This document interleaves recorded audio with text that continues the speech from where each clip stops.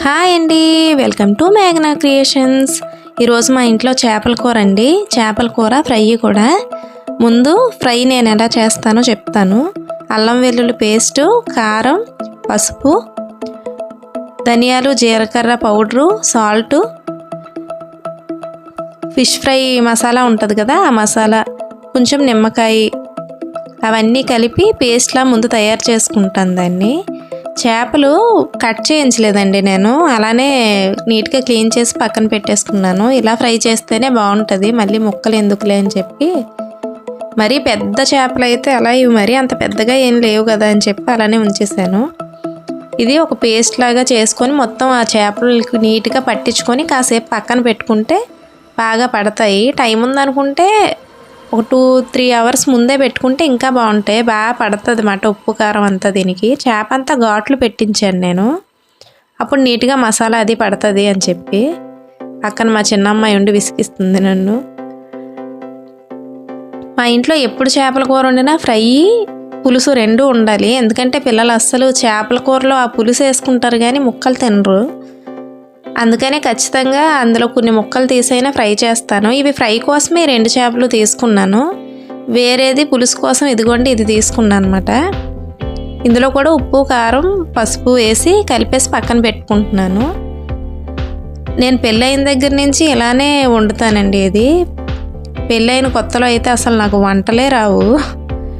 నేను ఏం వండినా వద్దనకుండా, అసలు బాగాలేదు అనకుండా తినేవారు మా మామయ్య అయితే. నా పెళ్లి టైంకే మా అత్తయ్య గారు లేరు, చనిపోయారు. కాబట్టి మనం చేసిందే పని, వండిందే వంట.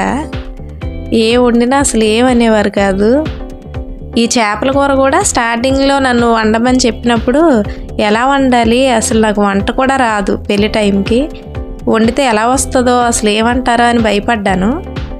కానీ అసలు ఏ భయం లేదు. నేను ఎలా వండినా కనీసం కూరలో ఉప్పు తగ్గినా కూడా తగ్గిందని చెప్పేవారు కాదు అసలు అతను. నేనే చూసుకొని, నేను తినేటప్పుడు చూసుకొని అయ్యో తగ్గిందని వేసుకోవడం తప్ప ఎప్పుడు అతను దేనికి వంక పెట్టలేదు. ఇప్పుడు అతను కూడా లేరులేండి, చనిపోయారు, చాన్నాళ్ళు అయింది. ఏదో నాకు వచ్చినట్టే ఉండేదాన్ని, వాళ్ళు ఏమనేవారు కాదు. కాబట్టి మెల్లగా తర్వాత ఎప్పటికో నేర్చుకున్నాను వంటలు. అలాగా చేసే కొలది ఎవరికైనా వస్తుంది కదా, అలాగే నేను కూడా. పెద్ద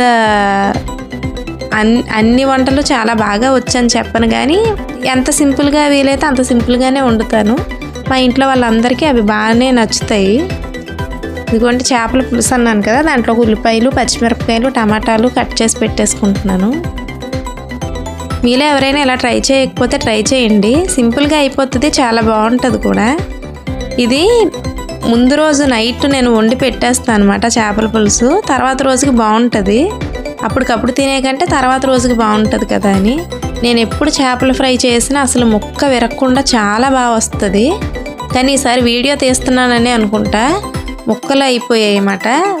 చేపలు ఫ్రై చేశాను కదా అది, అందుకే ఇంక ఇందులో పెట్టలేదు నేను. అది తీస్తున్నప్పుడు ముక్కలు ఇరిగిపోయాయి. ఇదిగోండి ఆయిల్ వేసుకొని ఉల్లిపాయలు బాగా మగ్గేదాకా ఉంచుకున్నాను. అందులోనే అల్లం వెల్లుల్లి పేస్ట్ కూడా వేసుకొని తర్వాత టమాటాలు వేసేసుకుంటున్నాను అనమాట. ఇలా మూత పెడితే ఆవిరి బయటికి పోకుండా ఆవిరికి తొందరగా మగ్గుతాయి, చాలా బాగా ఉడుకుతాయి అని చెప్పి మూత పెట్టేసే ఉంచుతాను. ఆ టమాటా ముక్కలంతా ఇలా మెదిపేస్తాను అనమాట గట్టితో. ఇందాక ఉప్పు కారం కలిపేసి పెట్టుకున్నాం కదా, ఆ చేపల ముక్కలు ఇందులో వేసేస్తున్నాను. వేసి ఆ ఆయిల్లో కాసేపు ఫ్రై అవనిస్తాను.